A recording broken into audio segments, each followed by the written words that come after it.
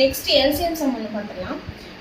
LCM of 1/3 இந்த மாதிரி fractions கொடுத்துருந்தாங்க, சீரீஸ் ஆஃப் ஃப்ராக்ஷன்ஸோட எல்சிஎம் கேட்டிருந்தாங்க அப்படின்னா அதுக்கு ஃபார்முலா என்ன பண்ணணும் ஃபர்ஸ்ட் அப்படின்னா, மேலே இருக்கிற ஃப்ராக்ஷன்ஸில் மேலே இருக்கிற நம்பர்ஸுக்கு வந்து எல்சிஎம் கண்டுபிடிக்கணும்.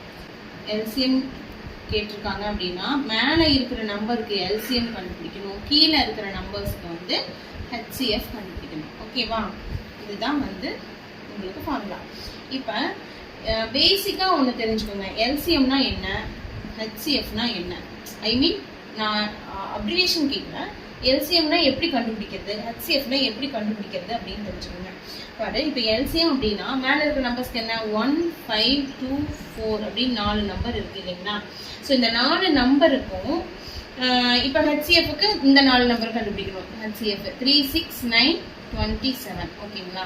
ஸோ இது ரெண்டுக்கு என்ன டிஃப்ரென்ஸ், இது எப்படி கண்டுபிடிக்கிறது, இது எப்படி கண்டுபிடிக்கிறதுனா, இப்போ எல்சிஎம்னா ஏதோ 2 நம்பர் வந்து ஒரு டேபிளில் வந்தால் கூட நம்ம அதை கேரி ஆன் பண்ணலாம். பாருங்க 2, 4 இந்த ரெண்டுமே வந்து 2 டேபிளில் வருமா, ஆனால் 1, 5ம் 2 டேபிளில் வராது. அப்போ நம்ம வந்து இதை கேரி ஆன் பண்ணலாம். 1, 5, 1, 2 is 2, 2 2s are 4 அப்படின்னு பண்ணலாம். இதுக்கப்புறம் ஏதாவது 2 நம்பர் ஒரே டேபிளில் வருமா, வராது. அவ்வளோதான், இதோட முடியுது உங்களுக்கு. ஆனால் இதையவே வந்து ஒரு நம்பரை கூட நம்ம இந்த சைடு கொண்டு வந்து எழுதலாம், இப்படி கொண்டு வந்து கூட நம்ம பண்ணலாம். ஸோ அப்படி பண்ணுறதுல வந்து நோ யூஸ் இல்லையா? ஸோ எப்படி இருந்தாலும் எல்சிஎம்க்கு இந்த நம்பர் இங்கே வர்றது, கீழே இருக்கிற நம்பர், இது எல்லாமே சேர்த்து நம்ம எழுதுவோம். ஸோ அப்போ எல்சிஎம் அப்படின்னா பாருங்க 2 × 5 × 1 எல்லாம் விட்டுறலாம், 1 மல்டிப்ளை பண்ணலாம், அதே நம்பர் சேம் நம்பர் தான் வரும் சரியா. 5 × 2 அப்படின்னு போடுவோம் அந்த.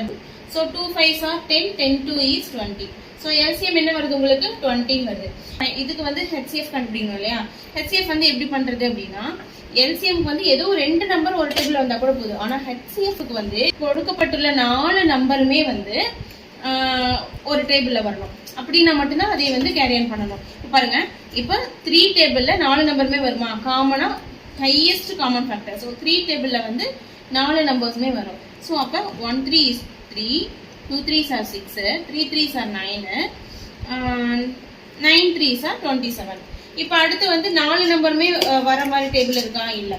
ஸோ அப்போ ஹெச்சிஎஃப் வந்து இந்த சைடில் லெஃப்ட் சைடில் இருக்கிறது மட்டும்தான் எடுக்கணும். எல்சிஎம் வந்து இது ஃபுல்லாகவே எடுத்துப்போம், இது ஃபுல்லாகவே எடுத்துக்கிறோமா. ஆனால் ஹெச்சிஎஃப் வந்து லெஃப்ட் சைடில் இருக்கிற இந்த நம்பர் மட்டும்தான் எடுத்துக்கணும், கீழே இருக்கிறத எடுத்துக்கூடாது.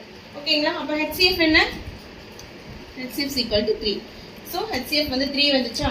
அப்போ எல்சிஎம் டிவைட் பை ஹெச்சிஎஃப் தான் ஃப்ராக்ஷன்ஸோட எல்சிஎம். அப்போ 20 டிவைட் பை 3 அப்படிங்கிறது தான் நமக்கு ஆன்சர்.